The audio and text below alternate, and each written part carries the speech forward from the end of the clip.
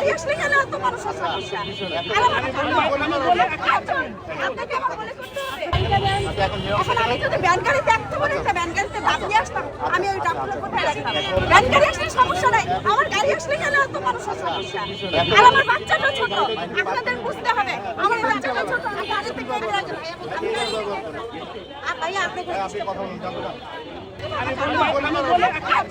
আপনাকে আমার মনে করতে হবে।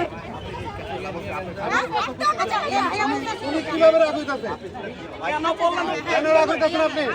আপনার বাপের সম্পদ না এটা, আপনার বাপের সম্পদ না।